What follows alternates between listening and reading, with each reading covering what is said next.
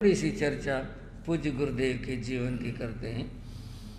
बोलो सब मिल कर नर नार राम कृष्ण गुरु जय जयकार।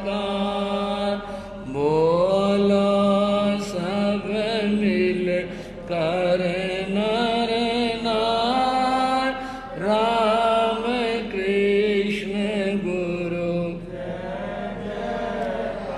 जय जयकार जय जयकार। राम कृष्ण गुरु जय जयकार। बोलो सब मिल कर नर नार राम कृष्ण गुरु योगराज गुरु धर्मोद्योत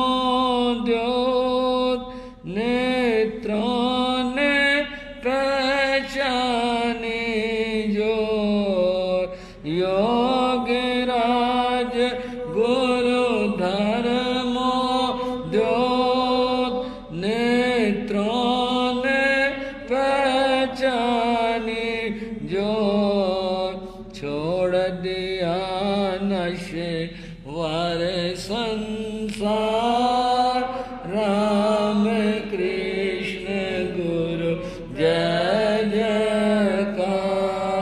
छोड़ दिया नशवर संसार राम कृष्ण गुरु।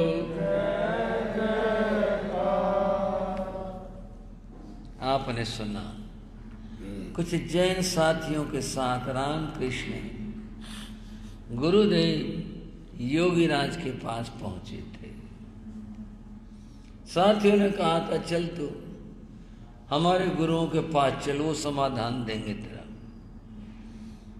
और वे आए थे, गुरु महाराज से कुछ बात पूछी थी तो गुरु महाराज ने कहा शब्दों में जानना चाहते हो या अनुभव करना चाहते हो? बोला जी अनुभव करना चाहता हूँ, किताब तो मैंने बहुत पढ़ ली। तब गुरु महाराज बोले 1 महीना हर रोज मेरे पास आया करो, 1 घंटा, समय भी कह दी इतने बजे आया करो। 1 महीने के बाद अगर तुम्हारा समाधान नहीं हुआ तुम्हारी मर्जी मत आना, समाधान हो जाए तुम्हारी इच्छा, मन करे तो आते रहना। रामकृष्ण हर रोज गुरु महाराज के पास में जाने लगे। उन्होंने नमोकार मंत्र बताया, उसका जप बताया और जप के साथ बिना माला के, ये न सोच लेना एक दवाई सबके ऊपर काम करती होगी। डॉक्टर साहब अलग अलग व्यक्तियों के अलग अलग दवा, उनका माला नहीं, ऐसे जपना है बिना माला के। ऐसे करो अपने निर्देशन में। और इसके साथ में कुछ और बातें बताई। आप कहोगे वो वाली बात बताओ जो और बताई, नमोकार तक की तो हम जानते हैं। बंध वो बात ध्यान की थी। रामकृष्ण हर रोज जाने लगे। शुरू में तो लगा तू कहाँ फंस गया चक्कर में, इन्होंने तो अच्छा कह दिया 1 महीना आया कर बताओ, फिर चलो देखते देखें तो क्या कहते हैं ये महात्मा। और परिणाम जो निकला वो ही निकला। 1 महीने के बाद पूछना नहीं पड़ा, मुझे अपना चेला बना लो। चेला? हाँ जी, मैं आपके चरणों में रहना चाहता हूं। रामकृष्ण जैन साधु ऐसे नहीं बनते ना बनाते हैं, हमारी तो प्रक्रियाएं होती हैं। कुछ सीखना पड़ेगा, समझना पड़ेगा और नियम जानने पड़ेंगे, फिर उनके पालन के लिए हौसला करना पड़ेगा। बोले जो बताओगे कर लूँगा। बुद्धिमान थे, जो बताया करके सुनाते रहे। घर वाले परेशान होने शुरू हुए, बोले ये जैनियों के चक्कर में कहाँ फंस गया, हर रोज जाने लग गया और बातें ऐसे करने लगा, घर में पानी छान करके इस्तेमाल करो, फजूल आग क्यों जला रखी है, ऐसा नहीं, ध्यान से काम करो। अब खुद भी करते थे, औरों को भी कहते थे। पिता ने कहा इस पर तो कुछ जैनियों का रंग आ गया। पिता ने कहा बेटा काम किया करो, छोड़ो ये चक्कर, ये संत महात्मा अपना घर छोड़े फिरते, इनका क्या हुआ, ये तो सबको अपने जैसा बनाते हैं, अपना काम थोड़े ऐसे चलेगा, अपना काम करो। बोलो क्या काम करना, सर्विस, दुकान, जो पसंद हो। बोले सर्विस करनी, बोले ठीक है सर्विस कर ले, करनी भगवान जी की है, अब ये नहीं करनी किसी कंपनी में और किसी सरकार में नहीं, भगवान जी की करेंगे। एक संघर्ष शुरू हो गया। पिताजी नहीं चाहते थे, थोड़े संस्कार भी थे, वैष्णव परिवार, और मैंने पहले ही बताया बहुत लोग बड़े उदार होते, उनके दिमाग में नहीं होती ये जैन है, ये वैष्णव है, या मुख है। कुछ लोगों के मस्तिष्क थोड़े से इस बारे में आग्रहशील होते हैं। लाला दौलत राम थोड़े आग्रही व्यक्ति, बोले नहीं नहीं जैनियों के नहीं जाना, इनका धर्म अलग है, हमारा धर्म अलग, हमारा उनका क्या मतलब। लेकिन जिसकी लगन जो होती है वो बदलती नहीं, रामकृष्ण जाते रहते। उस वर्ष जब रामकृष्ण को वैराग्य हुआ, गुरु के पास आने जाने लगे, तो एक दिन गुरु महाराज योगीराज ने प्रेरणा दी। कहा खेवड़ा गांव है, वहां पर मेरे परम मित्र व्याख्यान वाचस्पति श्री मदन लाल जी महाराज का चतुर्मास है, वहां दर्शन करके आओ, वो भी तुम्हें अच्छी राय देंगे, अच्छा कुछ बताएंगे, और जो बताएं वो बहुत अच्छा बताएंगे, उस पर चलना भी है। ठीक है जी, गए। वाचस्पति जी बहुत खुश हुए कि ये योगीराज का वैरागी है, तब तक योगीराज जी का कोई शिष्य बना भी नहीं था। बहुत खुश हुए, बड़े अच्छे से वहाँ रहे, सुना क्या याद कर लिया, सुझाव दिए, आगे और थोकड़े याद करो, ये याद करो, ये पढ़ो। पढ़ा लिखा युवक था, संकेत ही बहुत था। वहाँ एक दिन पंजाब में कस्बा एक मूनक जिसका नाम है, वहाँ से एक हकीम आए ठाकुर दास जैन दर्शन करने खेवड़ा गांव में। तो वाचस्पति जी के पास रामकृष्ण बैठे हुए थे, हिंदी में बात कर रहे थे। वो ये समझिए अंग्रेज है, लेकिन ये हिंदी में बोल रहा है, ये नहीं समझ में आई कि भी अंग्रेज होकर के और हिंदी में बोल रहा है। बाद में उन्होंने पूछा जी ये कहाँ के, कौन से देश के हैं? बोले कौन से देश के? भारत देश के हैं। बोले तो अंग्रेज लगते हैं। बोले नहीं अंग्रेज नहीं है, इसका कुछ शारीरिक ऐसा ही है, सुंदर युवक है, ये लगता है ऐसा जैसे अंग्रेज हो, क्योंकि पहनावा भी थोड़ा बाबू टाइप रखते थे, अच्छे वाला जिसे कहते हैं दुनिया में। बोले अच्छा जी, तो फिर ये, बोले ये वैसे वैष्णव है, लेकिन ये युगराज के वैरागी हैं ये। अच्छा जी, युगराज जी के भगत थे वो। वापिस लौट कर मुँह गए तो वहाँ श्री बनवारी लाल जी महाराज विराजमान थे। उनको संतों का समाचार दिया, राजी खुशी बताई, और फिर बोले योगीराज जी को एक अंग्रेज वैरागी मिला है। वो भी हैरान रह गए, बोले रे ठाकरा कैसे अंग्रेज वैरागी? बोले हाँ जी, मैं तो धोखा ही खा गया, ऐसा वैरागी है। बोले अच्छा भाई कोई बात नहीं। कुछ समय बाद गुरु महाराज ने रामकृष्ण को वहाँ भेजा, जाओ वहाँ दर्शन करके आओ, आशीर्वाद लेकर के आओ।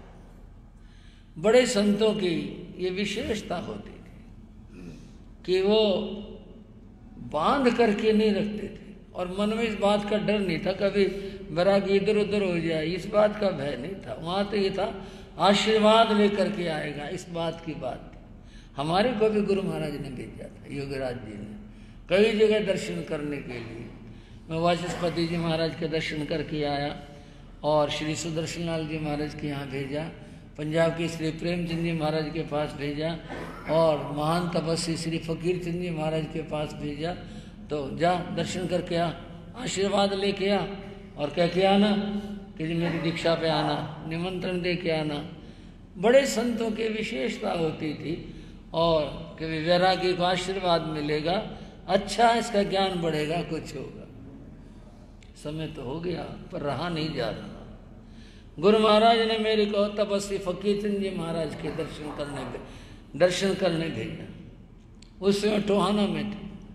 मेरे साथ जो भाई गए थे उनका नाम अनंत राम था, उन्हें नानू राम कहते थे, रहा होगा बचपन का नाम। तपस्वी जी बैठे थे पट्टे, अरे नानू, हाँ महाराज ये कौन है? मेरे बोले जी योगराज जी का बैरागी। अच्छा बैरागी है? बोला आजा मैं बैरागी। और जी उन्होंने तो मेरे को ऐसे ले लिया बाहों में, मेरा बैरागी आ गया। बोल भाई किसका बैरागी है तू? मुखा जी आपका बैरागी हो। इतना तो मेरे को भी आ गया। हाँ मेरा बैरागी है। बड़ा लाड करो, बड़ा सिर पुचकारा, बड़ी कमर थपथपाई, मेरा बैरागी आ गया भाई, मेरा बैरागी आ गया भाई, बड़ा प्यार करा बड़ा। उसके बाद में फिर मैं बैठ गया। बोले नानू बैरागी को भाई वो चाय नहीं पिलाना, दूध पिला के लाना। बताओ महापुरुषों की बात, क्या कितना लाड और कितना प्यार। दूध चाय नहीं पिलाना, दूध पिला कर। अच्छा महाराज। मेरे बोले चलो जी, मेरी इच्छा नहीं थी। बोले ना ना दूध पीना है। मैं गया नीचे, नाश्ते की व्यवस्था थी। फिर ऊपर आ गए। क्या याद कर रखा है? मुझे 25 बोल प्रति कमंड 9 तत्व। अच्छा ठीक याद कर रखा भाई। और क्या पढ़ाई कर रहा है? मुझे 9वीं की किताब पढ़ रहा हूँ। अच्छा 9वीं की, ठीक है। बात होती रही। गाड़ी का समय होगा लौटने को, उसी दिन जाना आना था। वो गाड़ी शायद 3-4 बजे का टाइम था, जींद की तरफ जो आती है टोहाना से। नानू राम ने कहा जी मंगली कृपा कर दो, गाड़ी का टाइम हो रहा है। बोले अच्छा। मंगली सुनाई। मंगली सुना के बाद जब मैंने वंदना करी, फिर पहले की तरह से बड़ा प्यार करा, सिर पुचकारा। फिर मेरे से बोले बात सुन, गुरु की सेवा करना। आज तक वो शब्द याद आते हैं। क्या बात कही, गुरु की सेवा करना, मन लगा के पढ़ाई करना। और फिर आगे पता क्या कहा? मुझे लगता मेरा खजाना कब ना हो जाए बताते हुए। फिर ये कहा मौज करना। क्या आशीर्वाद दिया। जो गुरु की सेवा करेगा और पढ़ाई करेगा वो जिंदगी में मौज करेगा, उसे फिर कोई कमी नहीं। और जिसने गुरु की सेवा करी नहीं और पढ़ाई से मन चुराया वो क्या पाएगा। तपस्वी जी के ये शब्द थे। हम आए, मैंने गुरु महाराज के पास आकर सारी बात बताई, वंदना करी और अंत में तपस्वी जी ने ये कहा, गुरु महाराज पता क्या बोले? खजाना लूट लाया, जो ध्यान रखियो। यूँ कहा खजाना लूट लाया। तपस्वी जी की वाणी है ये, बस ध्यान रखियो दोनों बातों का। होगा जी ठीक है। बंधुओं महापुरुषों की, गुरुओं की कृपा ऐसी होती है। रामकृष्ण को आशीर्वाद के लिए गुरु महाराज ने कई स्थानों पर ऐसे भेजा। अब ये आशीर्वाद कैसे फलीभूत हुआ अगले बात कर लेंगे। बात आज इतना ही सही। चत्तारि मंगलम अरिहंता मंगलम सिद्धा मंगलम साहू मंगलम केवली प्रणतो धम्मो मंगलम चत्तारि रघुत्तमा अरिहंता रघुत्तमा सिद्धा रघुत्तमा साहू रघुत्तमा केवली प्रणतो धम्मो रघुत्तमो चत्तारि शरणं प्रविज्यामि अरिहन्ते शरणं प्रविज्यामि सिद्धे शरणं प्रविज्यामि साहू शरणं प्रविज्यामि केवली प्रणतं धम्मं शरणं प्रविज्यामि। ये चार शरण दुख हरण जगत में और न शरणा कोई होगा। जो भव प्राणी करे आचरण जिसका अजर अमर पद होगा, उसका सदा ही